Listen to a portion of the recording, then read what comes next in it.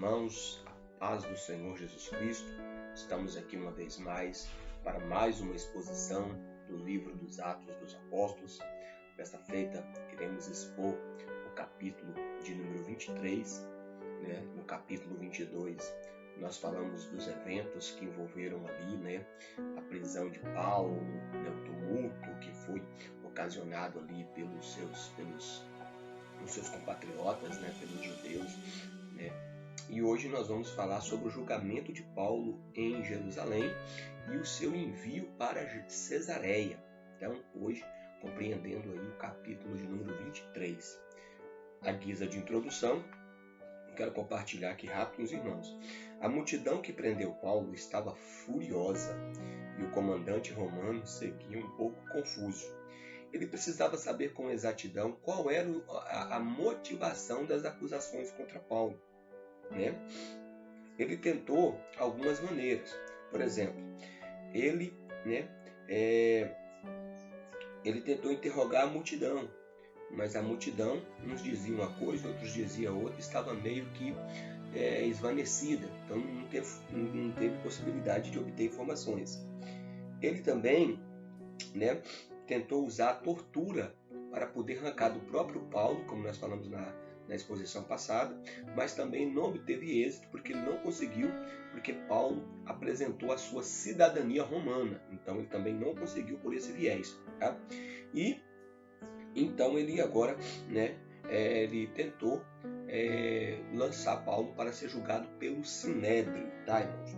O Sinédrio judaico foi o mesmo Sinédrio, por exemplo, que julgou Jesus, como a gente confere lá nos evangelhos. Tá? Então, nós vamos aqui apresentar aqui algumas coisas, alguns pontos muito importantes aqui relacionados ao capítulo de número 23 de Atos. Tá? A primeira coisa que nós vamos destacar é a defesa de Paulo diante do Sinédrio. Tá? Então, o Sinédrio ele era responsável por interpretar e aplicar a lei judaica às questões de sua nação e também levar a julgamento as pessoas que transgredissem a lei de Moisés. Então, nós vamos considerar algumas coisas aqui. A primeira coisa que nós vamos considerar, irmãos, tá, é a cordialidade de Paulo. Veja que no capítulo 23, no versículo de número 1, e pondo-se Paulo aos olhos do conselho, disse: varões e irmãos, até o dia de hoje eu tenho andado diante de Deus com toda a boa consciência. Então, queridos, olha só. Então, Paulo, antes de ser hostil, de querer causar qualquer situação desconfortável, Paulo chama aqueles homens que estavam ali para acusá-los, Paulo chama eles de varões irmãos, chama eles de irmãos. Ainda fala o seguinte: tenho servido a Deus com a consciência, com a boa consciência. A consciência, irmãos, é um juiz e testemunha interior que prova o quanto fazemos certo e reprovamos quando nós fazemos errado. Então Paulo falou bem claro: eu estou convicto que eu estou servindo a Deus em verdade. Eu estou convicto que eu estou servindo a Deus de uma maneira que lhe agrada. Então isso é importante, Isso é muito importante. A Bíblia também fala de pessoas, de ocasiões que as pessoas têm uma má consciência ou até mesmo uma consciência cauterizada. Porém, Paulo não. Então, meus irmãos, longe de ter uma má consciência, Paulo sabia que estava servindo a Deus em verdade. Em contraste com a cordialidade de Paulo, a gente vai ver a crueldade do sumo sacerdote. No versículo de número 2 diz assim: mas o sumo sacerdote Ananias mandou os que estavam junto dele que o ferissem na boca. Olha só, irmãos. Então, Ananias, irmãos, ocupava o maior posto, mas se comportava de maneira mais hostil e baixa. Tinha poder, mas não tinha ética. Ele tinha autoridade, mas não tinha clemência. Tá, irmãos? Ele era um homem que foi influenciado, era um homem que defendia mais os interesses de Roma do que os interesses dos judeus, era um famoso, né, simpatizante do Império Romano, né, e ele era conhecido pela sua má fama e violência, e a sua ganância o tornou impopular entre o povo. Né? A gente vê claramente aqui que Paulo procurou ser educado, cordial, e ele, de contrapartida, ele já foi logo apelando para a violência, né? Mostrando seu caráter hostil e violento. Em seguida, a gente vê também a reação de Paulo. Tá? No versículo 3 diz assim, ó, então Paulo disse, Deus te ferirá, parede branqueada. Tu estás aqui assentado para julgar conforme a lei, e contra a lei me manda ferir? E os que ali estavam disseram, injurias o sumo sacerdote de Deus? E Paulo disse, não sabia, irmãos, que era o sumo sacerdote, porque está escrito, não dirás mal do príncipe do seu povo. Então, Paulo, um ponto de destaque aqui, é que Paulo chama ele de parede branqueada, que é uma referência, irmãos, à hipocrisia. Por quê? Porque parede branqueada se fazia referência aos túmulos caiados. Lembra que Jesus falou para os fariseus, lá em Mateus capítulo 23? É justamente isso aí, sepulcros caiados, né? Da ideia de impureza cerimonial. Por isso os túmulos eles eram branqueados para que ninguém os tocasse por equívoco. Descreveu o sumo sacerdote, portanto, como parede branqueada, estava se referindo à hipocrisia dele, né? Como de fato ele era, né? Como acabamos de falar aqui. E na verdade, queridos, quando Paulo ele é reportado e fala, não, mas você fala assim do sumo sacerdote de Deus. Aí Paulo, segundo os maiores estudiosos aqui, por exemplo,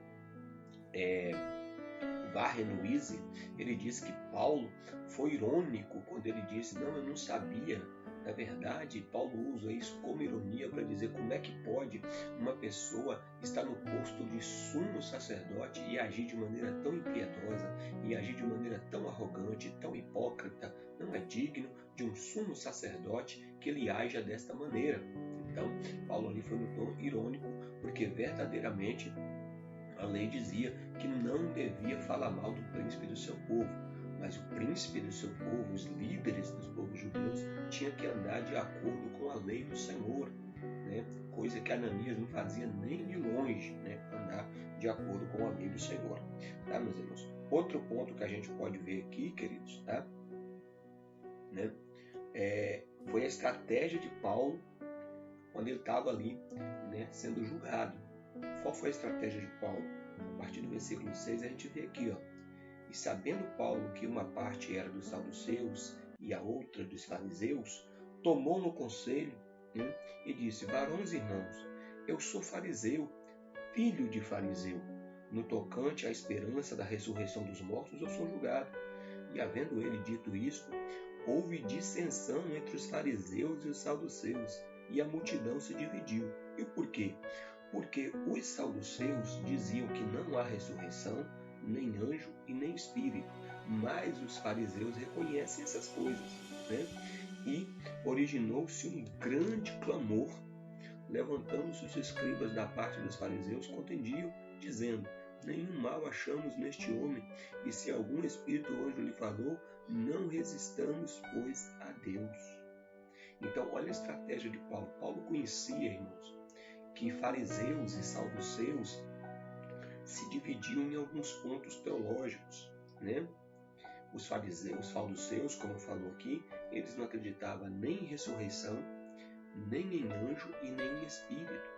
Foi por isso que quando eles tentou Jesus, pegar Jesus em alguma contradição, lá em Mateus capítulo de número 22, Jesus falou que eles não conheciam a palavra e nem o poder de Deus, porque eles disseram, né, os saduceus, na verdade, eles só acreditavam na Torá, que é o Pentateuco nosso, né, os 5 primeiros livros da Bíblia. Eles não tinham os escritos e nem os profetas. Já os fariseus tinham a Tanakh completa, né, toda a Bíblia hebraica completa, que compreende o nosso Antigo Testamento. Mas enfim, eles chegaram para Jesus e falaram, Jesus, uma mulher tem um marido e o marido morre e não dá filho para ela. Segundo a lei do levirato, que está no Pentateuco, ela tem que se casar com o irmão mais novo para que o irmão cumpra os deveres de cunhado. Mas essa mulher casa-se com 7 irmãos E aí morreram 7 irmãos, depois a mulher morreu também. De quem ela será mulher na ressurreição, visto que os 7 a possuíram? Aí Jesus vira para ele e fala: vocês erram, porque vocês não conhecem as Escrituras e nem o poder de Deus. Porque na ressurreição nem casam, nem se dão a casamento, mas serão como os anjos de Deus no céu. Ou seja, Jesus ratifica o ensino sobre a doutrina da ressurreição e ainda fala da existência dos anjos, coisas que eles também não acreditavam. E lá o texto diz que a partir daquele momento eles não ousavam falar mais nada, né, por Jesus, porque como é que fala, né? Eles foram completamente, né, calados, silenciados pelos poderosos argumentos de nosso Senhor e Salvador Jesus Cristo. Então, os fariseus, eles tinham divergências teológicas com os saduceus. Paulo, sabendo disso, Paulo levanta a questão da ressurreição dos mortos, que os saduceus não acreditavam e os fariseus acreditavam. Então, houve ali uma contenda, e no meio dessa contenda, né, veio ali, né, um livramento para Paulo. Né? Então, veio ali uma intervenção, mais uma vez, do tribuno. Né? No versículo 10 diz assim, ó: havendo grande dissensão, o tribuno, temendo que Paulo fosse por eles despedaçados, mandou descer a soldadesca para que o tirassem do meio deles e o levassem para a fortaleza. Então, essa é a terceira vez que esse tribuno, né, que a Bíblia não fala qual o nome dele, né, o oficial, ele livra Paulo. Então, uma providência divina, né? Veja que contraste, né, irmãos? Tá? William Barclay, ele chama a atenção do contraste, né, entre o ódio dos judeus, principalmente de Ananias, que era o sumo sacerdote, né, em contraste com a justiça e também, né, com a justiça feita por um pagão, pelo tribuno aqui. Né? Então, uma pessoa que era pagão aos olhos dos judeus chega a agir até mesmo com mais justiça do que os próprios judeus. Né? Um contraste bem grande. Mas foi a terceira vez que esse tribuno ele interveio aí, tá, queridos?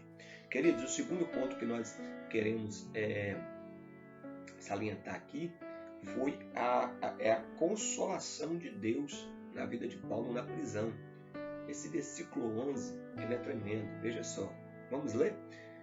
Atos 23:11 diz assim, ó: e na noite seguinte, apresentando-se ao seu lado o Senhor, disse: Paulo, tenha ânimo, porque como de mim testificaste em Jerusalém, importa que testifiques também em Roma. Louvado seja o nome do Senhor. Então nós vemos aqui 3 pontos em relação de Deus em relação a Paulo. Paulo estava numa situação conflituosa, Paulo estava numa situação difícil, mas veja que palavra do Senhor Jesus aqui no capítulo 23, no versículo 11. Em primeiro lugar, o Deus que acompanha, diz aqui, ó, que na noite seguinte o Senhor se apresentou ao lado de Paulo. Então, queridos, até mesmo nas situações mais conflituosas da nossa vida, nós nunca podemos perder de vista o que o Senhor disse: eis que eu estou convosco todos os dias até a consumação dos séculos. Louvado seja Deus! Então, o Senhor se pôs ao lado de Paulo. É o Deus, né, é o Deus que nos acompanha nas horas mais obscuras da vida. É Deus que se apresentou junto do seu servo, né? O maior encorajamento que Paulo recebeu foi prosseguir resoluto na presença de Jesus. Em segundo lugar, a gente vê o Deus que encoraja. Olha o que Deus diz para ele: Paulo, tenha bom ânimo. Ou, em outras palavras, tenha coragem. Louvado seja o nome do Senhor. O encorajamento, ele não vem dos homens, ele vem de Deus. Não vem da terra, mas sim do céu. Não emana das circunstâncias, mas pela palavra do próprio Deus. E Deus diz: tenha bom ânimo, tenha coragem. Louvado seja Deus. Segundo alguns estudiosos, termos como não temas, não pasmes, tenha bom ânimo, tenha coragem, aparece 365 vezes na Bíblia. 365, né? Então é uma vez por ano, uma vez no ano, todos os dias o Senhor está nos encorajando, nos fortalecendo, dizendo: não temas, não pasmes, tenha bom ânimo, esforça-te. Louvado seja o nome do Deus Todo-Poderoso, o Deus Eterno. Glória a Deus. Então, meu amado, esforça-te, tenha bom ânimo, que o Senhor é contigo, mesmo nas circunstâncias mais adversas. Em terceiro lugar, o Deus que comissiona. Sendo bem claro, como você, Paulo, testificou de mim em Jerusalém, você vai testificar de mim também em Roma. Tá? Então, Jesus passou essa segurança para Paulo. Fica tranquilo, tá, meus irmãos?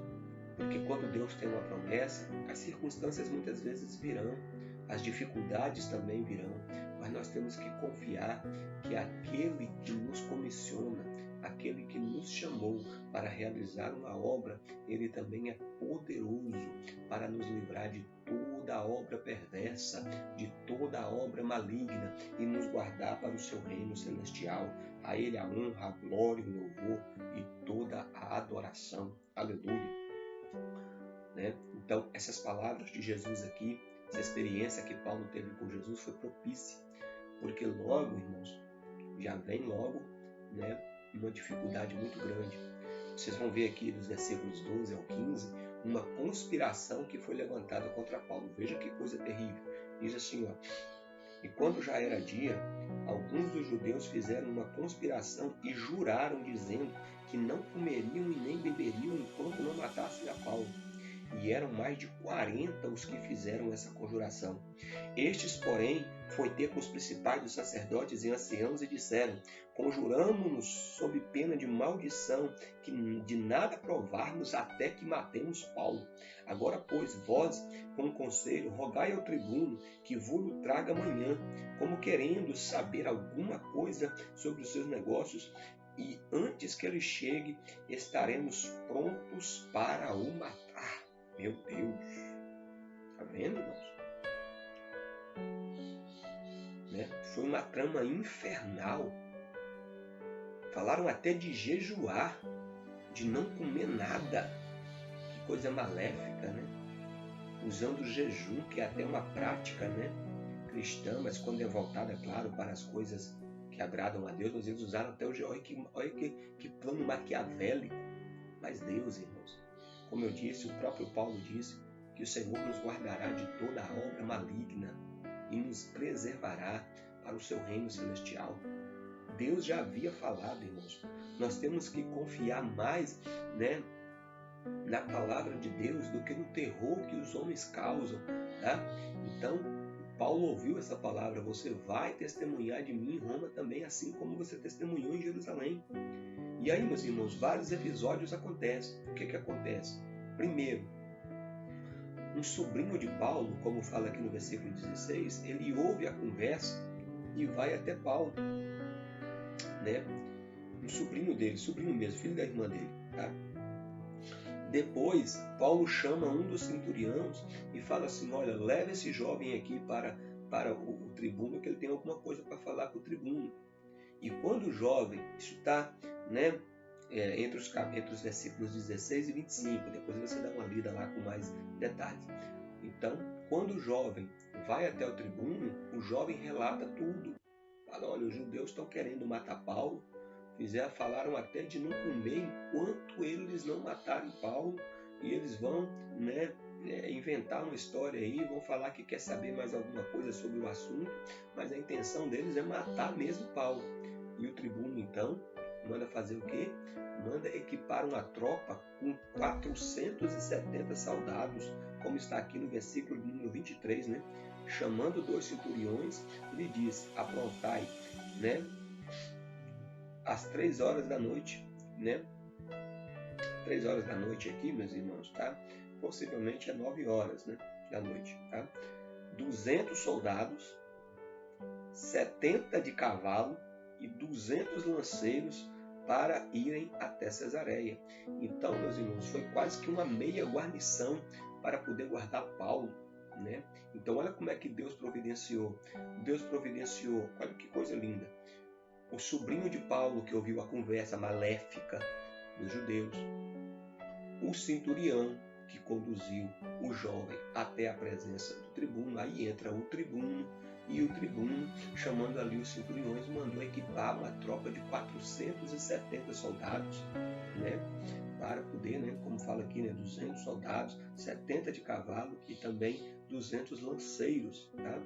Então, dizer, foi uma escolta armada para poder acompanhar Paulo até Cesareia. Então veja, meus irmãos, que o levante tem, o complô tem, a conspiração existe, mas Deus também dá providência para desarticular, para desbaratinar. Louvado seja o nome do Senhor. Toda a conspiração, é como diz no livro do profeta Isaías, toda ferramenta preparada contra ti não prevalecerá, e toda arma forjada também não prosperará contra ti. Então, queridos, nós temos que crer nessa promessa, que quando nós estamos fazendo a obra de Deus, quando estamos fazendo a vontade de Deus, quando estamos no centro do propósito de Deus, o inferno se levanta mesmo.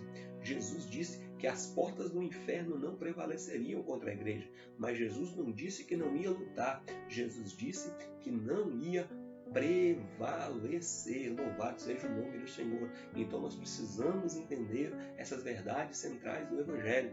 Tá? Paulo, ele foi aqui, foi acusado, foi caluniado, foi ferido até mesmo, não diz aqui, foi ferido no rosto, na boca, tá? Mas diante de tudo isso, Paulo, ele continuou firme nos propósitos de Deus, firme nas promessas de Jesus. Ele, e no momento o Senhor se revela para ele e fala: Paulo, tenha bom ânimo, eu estou contigo, aleluia, você vai testificar de mim também em Roma. O que vai acontecer nos capítulos subsequentes aqui de Atos, mas chamando a atenção de você aqui, meu amado, se você está enfrentando alguma dificuldade, por você estar fazendo a obra de Deus, por você estar fazendo a vontade de Deus, eu quero te dizer, tenha paz, fique tranquilo, o Senhor está contigo, ainda que o inferno se levante, ainda que as conspirações se levantem, ainda que o mundo se levante, Deus é poderoso, aleluia, para nos guardar de toda a obra maligna, e Ele vai dar o escape.